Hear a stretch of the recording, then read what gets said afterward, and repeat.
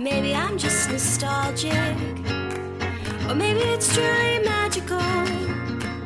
Oh, when I see that castle, the feeling is truly magical.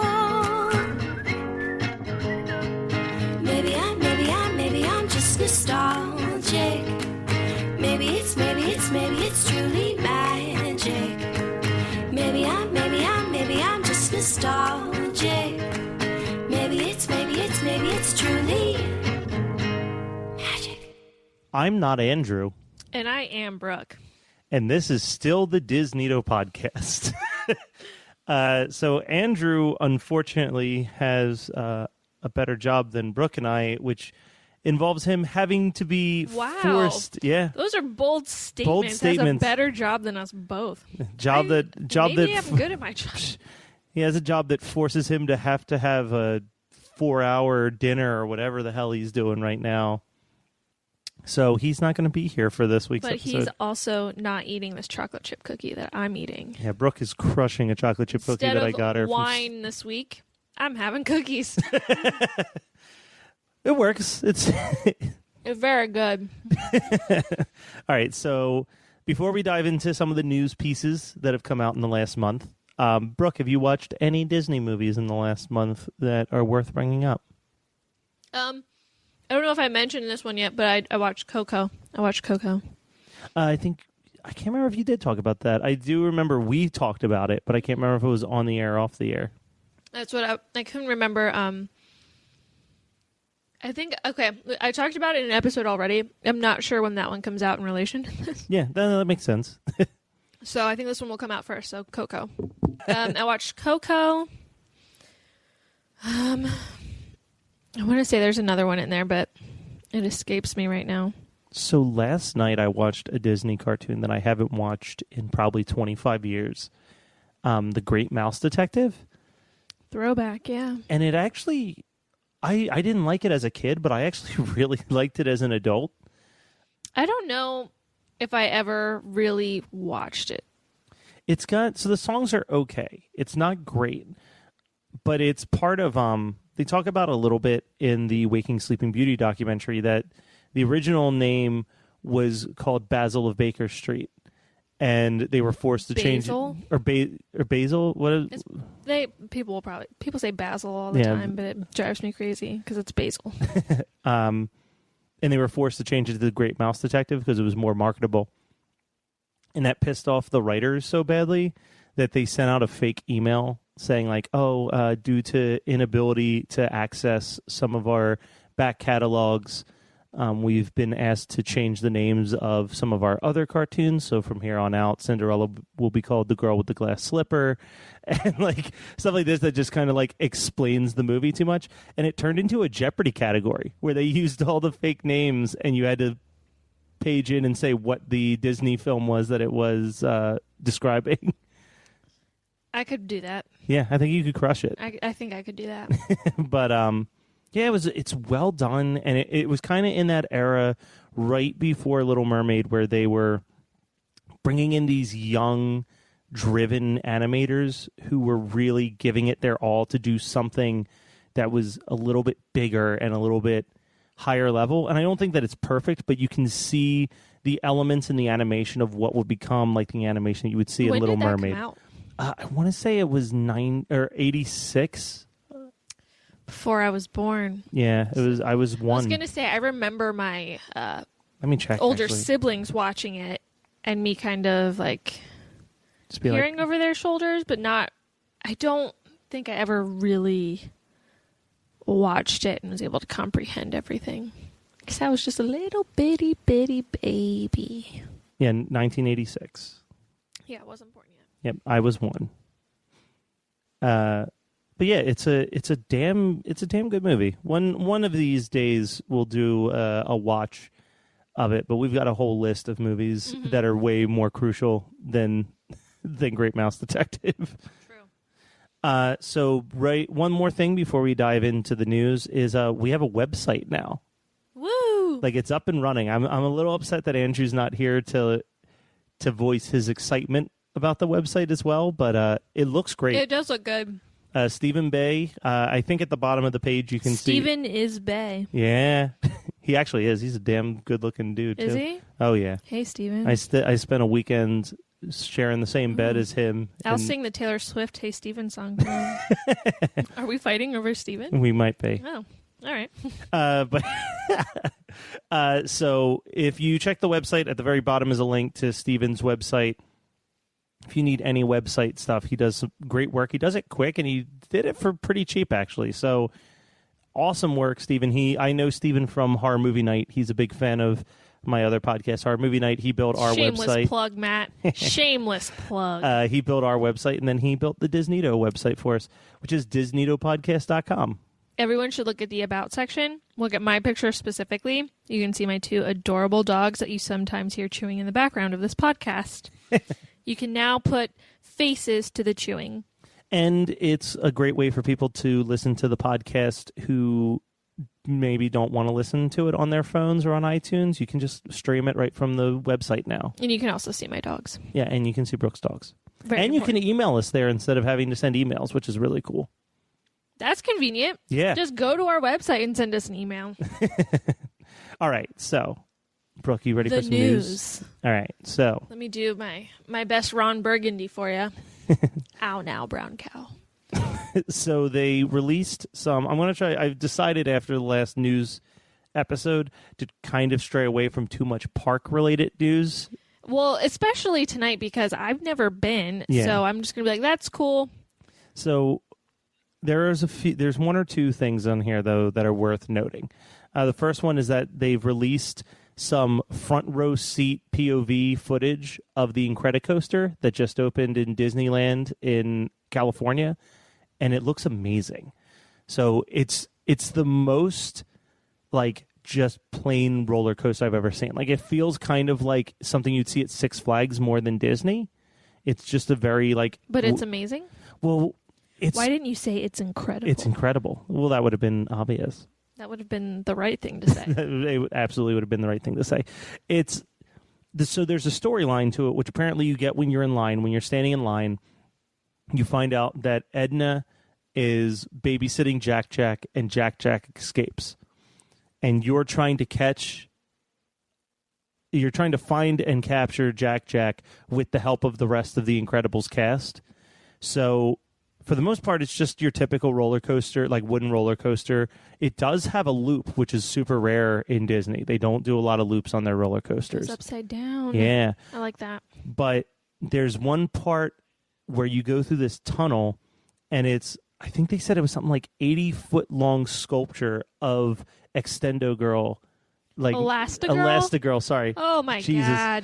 Get out of here. Elastigirl stretching out and reaching out for the baby Jack Jack and like just missing him. And then the other one is Mr. Incredible bursting through the side of the track trying to reach him. And apparently the second part that everyone keeps talking about who's gotten to test ride it is you go through a tunnel and Jack Jack bursts in flames and it's set with heaters. So when you're in the tunnel, it's super hot, and then it immediately gets cold because you go into a force field projected by the daughter. Oh, I was like, maybe Violet. Frozone is in there, and Yeah. he's just like freezing stuff. No, Violet puts you in a force field to protect you. It just seems really, really cool. It's weird to see them just do like a regular roller coaster. Usually, Hey, sometimes simple is best. Yeah. And speaking of The Incredibles 2... Came out, yeah. It had the highest grossing cartoon opening weekend of all time. Which is really interesting. I didn't think The Incredibles had like that big of a following or was that beloved. I mean, now I know, but I didn't think that would happen. See, I kind of... Until Frozen 2 comes out. Ooh. I mean, that's the other thing. There's a lot of these... At this point, breaking records doesn't really matter because it feels like a month or two later, someone else breaks it. Yeah. Like when Spider-Man 2 had like the highest box office weekend of all time, it was like insane because no one had made a comic book movie that was as successful as Spider-Man 2. Are we talking about Tobey Maguire Spider-Man? Yeah, Tobey Maguire or Spider-Man. Andrew Garfield. Tobey Maguire. Or Tom Holland. Tobey Just Maguire. kidding. Spider-Man 2 isn't out with Tom Holland yet. But now those Marvel movies just keep breaking each other's records. Oh my god, like, all time the and time time. again. Like it was Black Panther, and then it was like Avengers Infinity War. I was like, what? Which I genuinely believe that the hype of Infinity War means when they do the second half of that movie, it's just going to be like astronomical numbers that opening weekend. Yeah. Because you end something like that with a cliffhanger, I you're haven't seen guaranteed. it. It's good, but it ends But on a cliffhanger. I read the spoilers because I have no patience. And I was like, I have to know. I feel like I'm excited for when you do get to watch it. I think it comes out on DVD like soon. So I need to watch Black Panther first. I don't have it in my car. But I also wouldn't have time to watch it tonight anyway. It's like 3 hours long. It's too damn long. Well, is it really? It's like 2.5. Yeah, here's my problem. Those Here's why movies I are don't super go to fucking a long. lot of movies. It's hard for me to sit still. Yeah. For like 2-hour movies, that's too long for me. That's why I love children's movies. They tend to be shorter. But once we're 2 hours and above, I really start to struggle. I can't make it through. That's why like the golden age of Disney stuff is so great because it's like 72 Oh minutes. my god, it's the best. Although Sleeping Beauty felt like it was entirely too long. Also in movie news, and you and I have discussed this a little bit, but we didn't discuss on the air. Christopher Robin? No. No. Although We did discuss that. Yeah, on we air. did discuss that. Wreck-It Ralph 2's trailer came out. Another trailer that featured the princess Yes. room sequence. Mm-hmm. And I saw know that. you've got a lot of opinions on the princess room. Well, first of all, I love seeing all the princesses together. Yeah, I mean, that's cool. Take Belle out. We don't need her. Scrap her. Trash. Probably the one thing I have a big problem with is Pocahontas because it doesn't look like Pocahontas. I saw someone... Now, I think that they were complaining a little too hard because I disagree with a little bit of their assessment. They said that they pretty much just Angloed up every single character in there. But, like, I still think Jasmine looks like Jasmine should look. Like, I agree that Pocahontas, looks yeah. It doesn't bad. even look like her. It looks nothing like Pocahontas. It looks like they were like, you've seen Pocahontas, right? And he was like, I saw a picture of her one time. It's like, all right, you're in charge of Pocahontas. Draw it. You're not allowed to look up any other images. Do it by memory. I can see how someone would think that because a lot of those characters that we've seen in that animation style have been, Caucasian characters. Yeah. And so when you give them that style, that's kind of what you're comparing it to. I thought Mulan still looked fine. Mulan's in that, right? I remember seeing Mulan. Yeah, she's But in, I also remember in there. hearing people talk about like how she wasn't in it, but then I saw her in it and I was like, what's going on? Yeah. I didn't know if I stroked out or something. No, she's definitely there. Okay, cool. Anna, Elsa, that was great. Tiana's in there. But you liked Anna and Elsa in something? That's a shocker. I know, but imagine that. But yeah, I think the most offensive part, aside from Belle being incorporated with all those wonderful ladies, is that Pocahontas doesn't look anything like Pocahontas.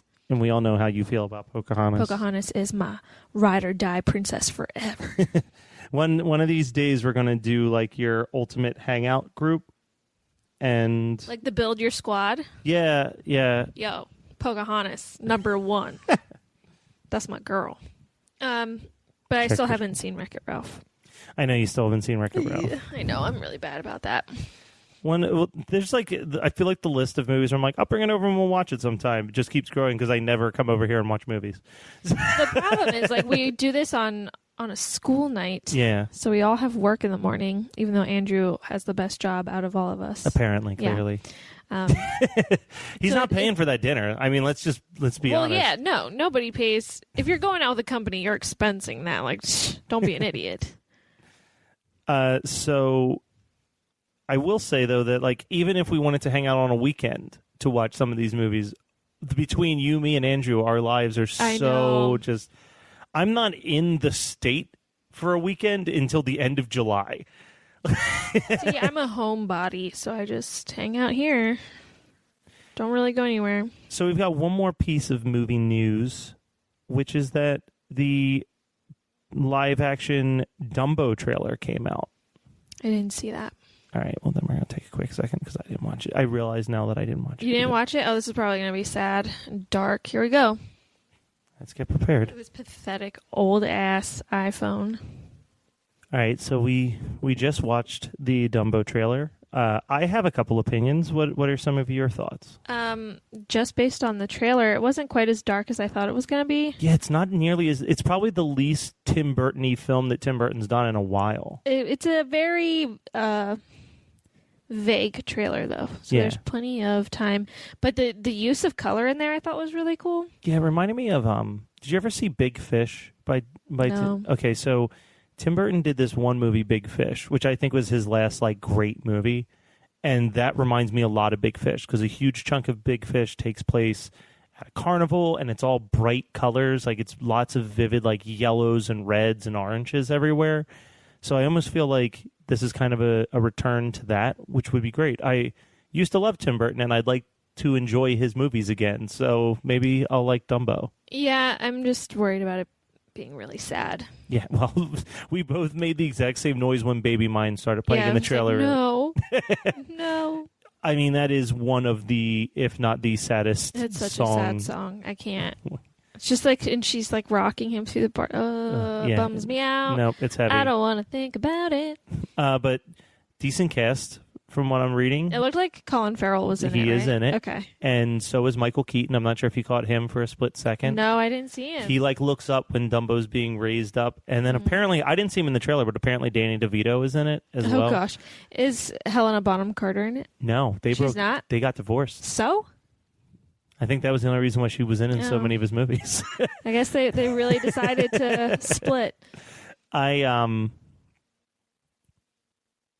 I wonder if Danny DeVito is the voice of the mouse. Maybe. Because I could see him being the voice of the mouse. Yeah. And you think that if he was in the movie, they would kind of put him in there. They didn't show Dumbo's mom, though. No, they did show the truck going away where you hear the elephant trumpet, which implies to me that that's probably her being taken away. Yeah. Now, I'm curious if they're even going to have Dumbo talk at all, or if it's going to be more from the perspective, of the people. The live action. So my guess would be that he won't talk. Yeah. But I mean, the animals talked in the Jungle Book one. Yes, right? but that's pivotal. I mean, who's singing Baby Mine if not for Dumbo's mom? Maybe the little girl singing it to Dumbo, because there was a little girl in it that was taking care of him. But I do think that has a lot. I was expecting the worst, and I kind of think that looks semi-decent. Yeah, it didn't, like I said, it didn't seem as dark as I was expecting, which is good, because I was expecting it to just be dark and rainy and lightning everywhere and blood orphans. Just nothing but depression everywhere. So much. So they have a little bit of more. So we're back to park news. The Skyliner that we've been talking about each month is estimated to open in late spring of 2019, which means that there's a chance that we might be able to utilize it if we go when we plan to go. When are we planning to go? I'm thinking sometime in May, late April, early May.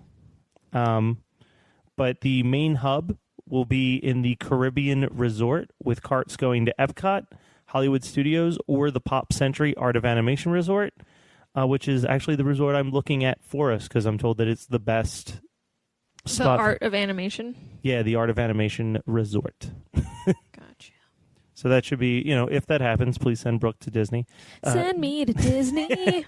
I think that'll be cool to be able to utilize that. Just because I think it'd be cool to have another way to get to the parks than just sitting at a bus stop waiting for the buses. So old, right? I know you're joking, but I'm sure that you've had to relate to waiting for a bus for something else before and it being frustrating. Yeah, when I get back from the airport. Yeah. So take me to economy parking. Yeah, it's the worst. I'm eating cookies again. I'm sorry. That's fine. There's also, this will not be at Disney for us because this will be in the California park, but they are talking about building an Inside Out ride. And they're calling it Emotional Turmoil, which I think is a great name. But have you ever been to an amusement park where it's the swing sets and you all sit down and then it spins and you're hey, flying a little bit? The swings. It looks like it's kind of from the art design, it looks like it's going to be something similar to that, but you're in different emotion swings. And I guess there'll be mood swings. Oh, Disney should hire me. What?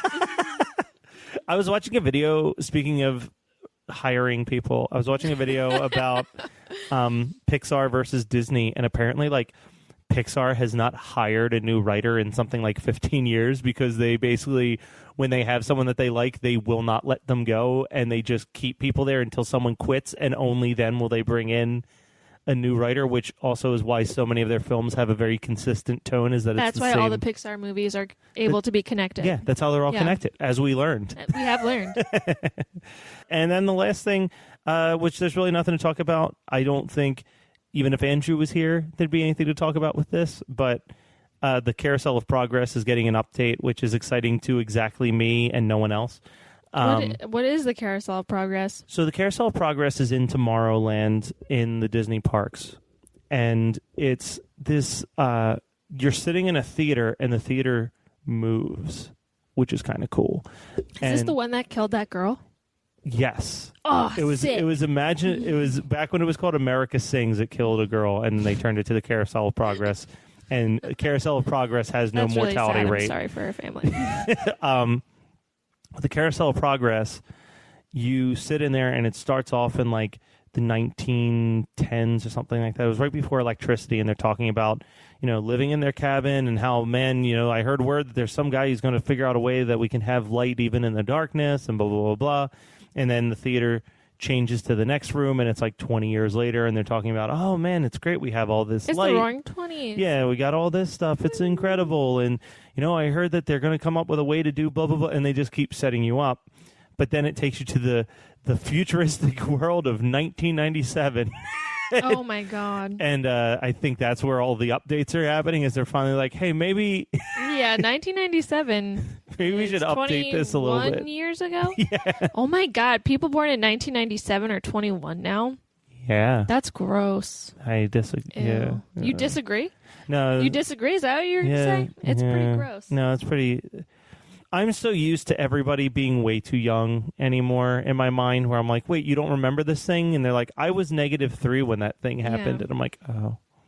Like, I don't know, like 5 minutes ago when you told me that you weren't born yet when I was watching The Great Mouse Detective. Yeah, I wasn't born yet. Because I always feel like you're like just a year younger than me, but I am way off, aren't I? Yeah. Yeah. Oh, well. But not that far off. I'm not like crazy younger than you. Yeah, there's also people that I thought were like 24 and they ended up being like 31. I was like, oh, you need to be more mature. Right? So do you want to know of 2 notable anniversaries that happened in this month? Yeah. So one of them is park related, but Great. 30 years ago, Maelstrom opened. That would be on July 5th, 1988. Now, Maelstrom is one of the worst rides in Disney history. Woo! But when it was closed down a couple years ago, it became the Frozen Happily Ever After ride. Oh, yeah! Which is why I think it's worth talking about. And it's so let me explain Maelstrom to you, because I've explained this to people before, and the only people who believe me are the other people who rode this ride and experienced it. But when it first opened, it was the only like thrill ride in Epcot. So it would be like a 2-3 hour wait to get on this ride. And you would get onto this boat, and they'd be talking about like, you're about to enter Norway, the land of Vikings, and blah, blah, blah, blah, blah. And this boat goes into this dark tunnel, and immediately it's like a floating Viking head with lasers coming out of its eyes, and like a Dope. 3 head, like all this crazy shit for like 30 seconds. And then you go backwards down a waterfall. And that was like super cool. And then the ride was over. And the next part of the ride was you get off the boat and these doors open up and there's a theater there where you watch a 6-minute video about the history of Norway before you can leave the ride. So very quickly people were like, yeah, I'm not doing that. So That's supposed to be a thrill ride? that was the closest thing to a thrill ride Epcot had in 1988. It's since expanded with lots of great stuff. The Frozen ride, which is cool, is that they kept a lot of the same mechanics, but they expanded it and they built it into more of... When you go to Disney, you'll see that a lot of the rides that are based on these different franchises will basically let you live inside the moments. Like you go on the Little Mermaid ride and you go into the under the sea moment and you're seeing versions of the cartoon, like the starfish dancing in the corner and the fish playing a saxophone, and all of that's there, and you just feel like you're inside the movie. The Frozen ride has probably some of the most impressive animatronics that they've ever done. Duh. So like you come in there and like Olaf is literally skating around and singing singing songs to you about building a snowman, and you're just like, oh god, and then you just have a giant Elsa in front of you who's singing Let It Go. Oh my god. And right when she hits the high note, that's when you go backwards down the waterfall, and it's like it's incredible. Like it's I'm going to be like a kid on crack. I am probably more excited to go to Disney with you for your first experience than I was to go with my niece and nephew. Because my niece and nephew, who probably won't ever listen to this, or if they do, it'll be like 10 years from now, y'all suck, all right? Like, oh, shit. You bring a kid to Disney, you have certain expectations. And one of those expectations is for those kids' faces to light the fuck up when they see the castle, not to just be like, yeah, I've seen it. Like, oh, yeah, castle. See those all the time in America. Yeah. Now, I will say my niece on the Frozen ride was adorable because she loved Frozen like 3-4 years ago. And like she likes to pretend that she's over Frozen. Who's over Frozen? Nobody's over Frozen. But when we made that turn and she saw Olaf, she jumped up and went, it's Olaf! Like, it was like this very like, yeah, you still like Frozen, you know it. You little bitch. The only other thing that she got that excited about was also in Epcot is a ride called Soaring, where you feel like you're flying over all these different countries. And she went flying over there's a part with the Eiffel Tower, and out of nowhere she just goes, oh my god, it's Paris. That's awesome. We were just like, who are you and why do you care so much about Paris? You're 10. She wants to go. Yep. Every girl's dream. Yeah, I bet I know where her future boyfriend must propose to her in her mind. Oh my God. Paris. So the other big anniversary, we will not be discussing this month, but come October, we'll be talking about the fact that... Oh, yeah, I know what you're going to say.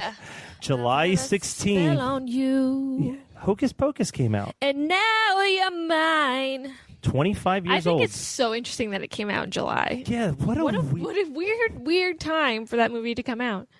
So tell me a little bit about the stuff that you loved about... Did you see Hocus Pocus in theaters? Well, it came out in, 93? Yeah. Matt, I was 3 years old. Okay. So, no. I did see Jurassic Park in theaters when I was 3 years old because my parents don't give a fuck. I was going to say, I feel like Hocus Pocus is way more scary to see, or less scary to see in theaters. I mean, maybe I did see it in theaters. I don't remember. I do remember seeing Jurassic Park. But I was really young when we first started watching that because of my older siblings. They wanted to watch it, and I've been in love with it ever since.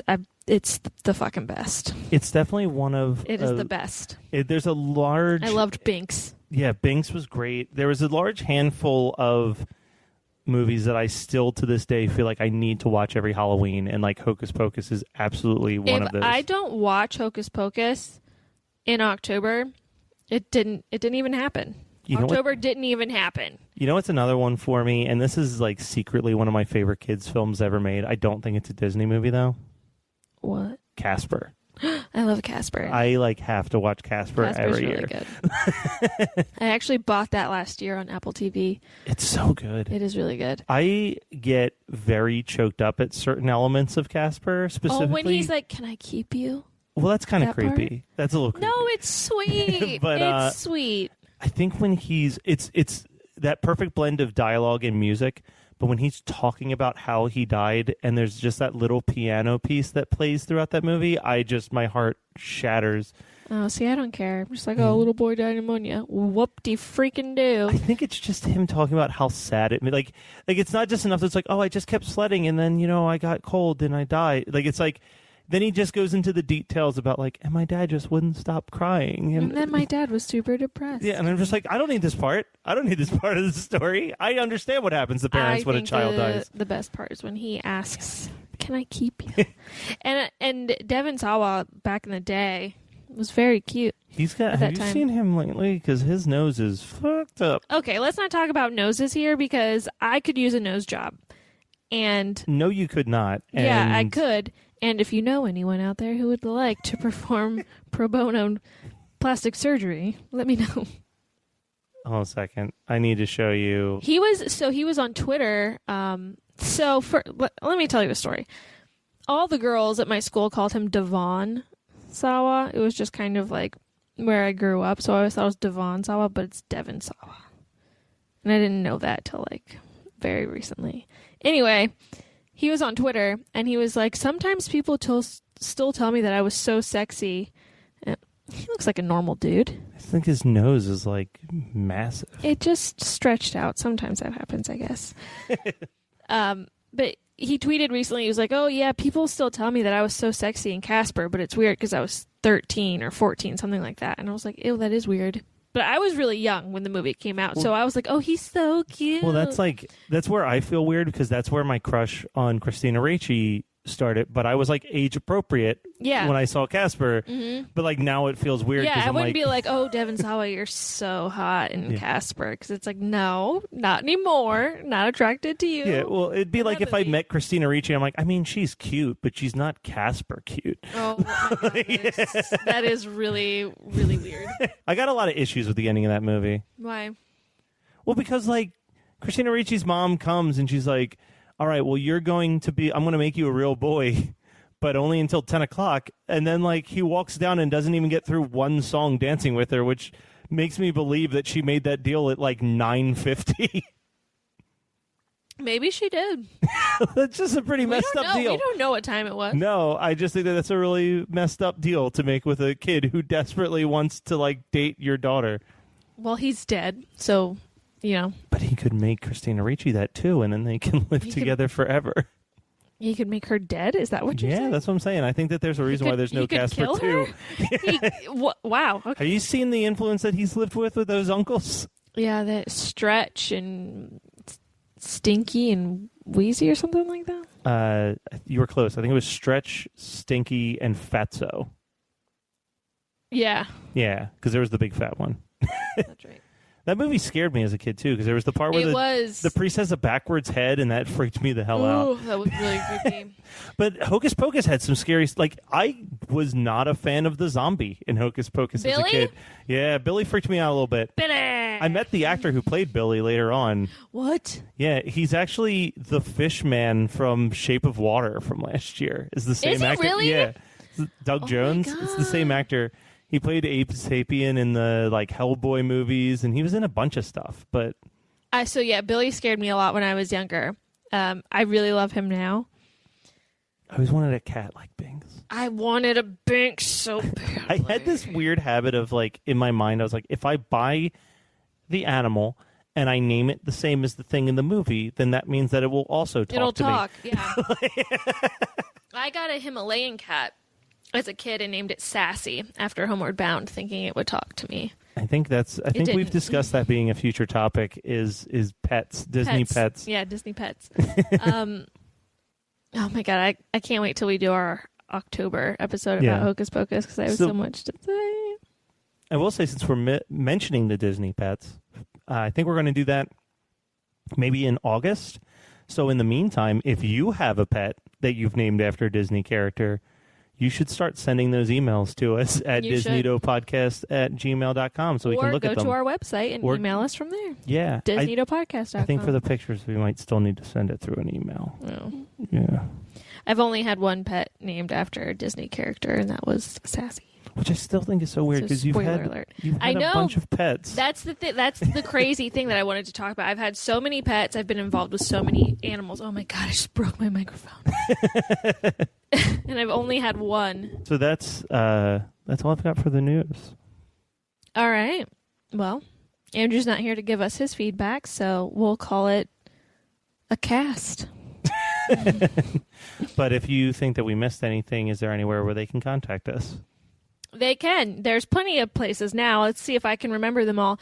You can email us at DisNeatoPodcast@gmail.com. You can write to us at our Facebook group, DisNeatos. We have a Twitter at DisNeatoPodcast, and we have a website, DisNeatoPodcast.com. All of those were correct.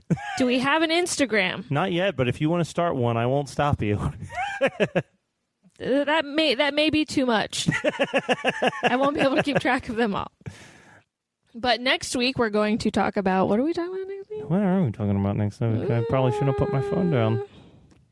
We don't even know. We do know. Next week, you and Andrew are going to list your top 5 Disney Channel original movies. Yes! Disney Channel original movies next week, guys. So tune in for that, and yeah, it should be a good time.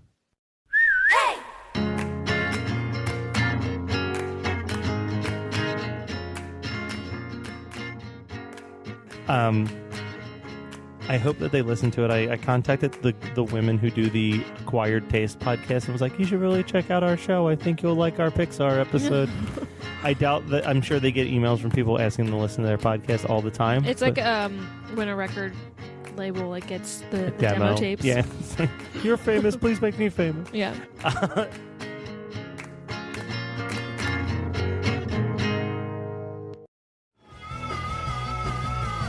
You're listening to the Geekscape Network.